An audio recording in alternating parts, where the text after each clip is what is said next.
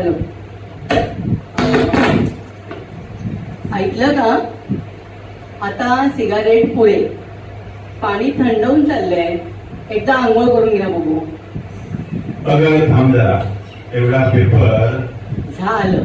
सकाळपासून त्या वर्तमानपत्रात डोकं खुपसून बसा, आंघोळ करून घ्या एकदा. अगं अंघोळ कसली करतेस? जगात काय चाललंय ठाऊक आहे का तुला? बघ, अणुशस्त्रांची चाचणी, उद्या अणुयुद्ध झालं सुरू समज तर आंघोळ्या गोष्टीला काही अर्थ राहणार आहे का? जगातील थोर लोक हे युद्ध थांबवण्यासाठी काय प्रयत्न करून राहिले आहेत आणि तुला आंघोळ सुचते, आणि ती देखील माझी. पोरांच्या झाल्या का मुळी? पोरं आंघोळी करून शाळेत पोचली देखील. इतक्या पहाटे? 9 वाजता पहाट होते तुमची. झोपणं आहे मेलं. बरं काय मन?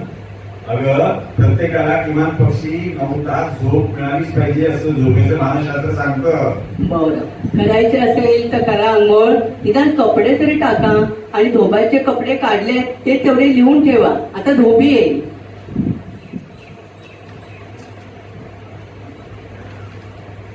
कशाला लिहायला हवे? म्हणजे धोब्याचे कपडे लिहून ठेवायला नको, आणि त्याने हरवले तर? काही मी हरवत नाही, आणि लिहून ठेवले म्हणून हरवायचं राहिला का धोबी? या सर्व भानगडीच्या मुळाशी आहे अविश्वास. आज अविश्वास हा जगाला लागलेला रोग आहे. या युद्धमय परिस्थितीच्या मुळाशी तरी काय कारण? अविश्वास. ऑफिसात हेड क्लास समोर आम्ही 3.5 हात देहाचे काढून दिसतो, तरी हजर आहोत का म्हणून सही करा. कारण काय? अविश्वास.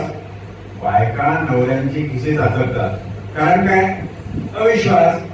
ज्या दिवशी हा जगाचा अविश्वास जाईल ना, त्या दिवशी जग खऱ्या अर्थानं सुरू होईल. बघ, खरंच परवा ती शेजारची कुलकर्णीची बायको तुझ्या कानाशी काय बोलत होती का?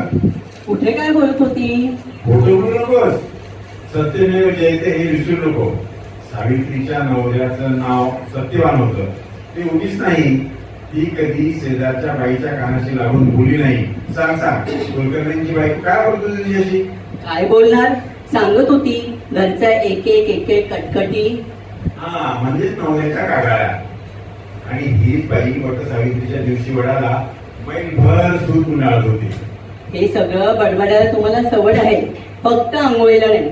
एकदा माझ्या नावाने आंघोळ करा म्हणजे सुटले.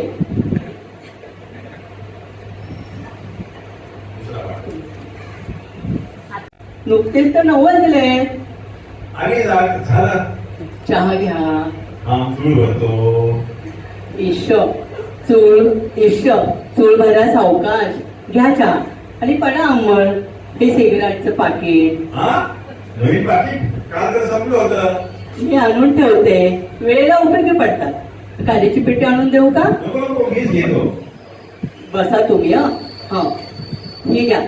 थांबा जरा, धोब्याचे कपडे लिहिते. 4 धोतर, 5 विजारी, 2 कोट, 6 शर्ट. खरंच नवे शर्ट शिवून घ्या. 5-6 हे फाटतायत. राहू दे ग. अगं तुला पातळ घ्यायचं आहे ना मला. ईश्वर, गेल्या वर्षी तर नवीन पातळ घेतलं तुम्ही.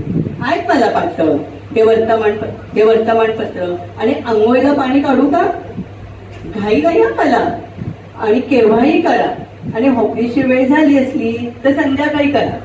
दाढीचं पाणी पण तापतंय. अगं पण ब्लेड संपलायत ना. गंपूला पाठवून का आणायला? नको नको, मी आणतो. ईश्वर, गंपू आणेल की. गंपू जा बाळा. अगं गंपूला अभ्यास असते, राहू दे. उद्या करीन दाढी.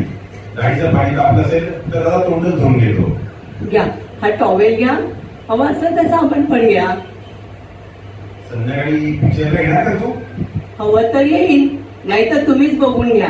मला गोष्ट सांगितले तरी चालेल. पिक्चरचं काय मिळेल एवढं? बर, येताना मी आणि तुला. नको, उगीच खर्च कशाला. त्यापेक्षा संध्याकाळचं पेपर आणा, तुम्हाला वाचायला तरी होईल.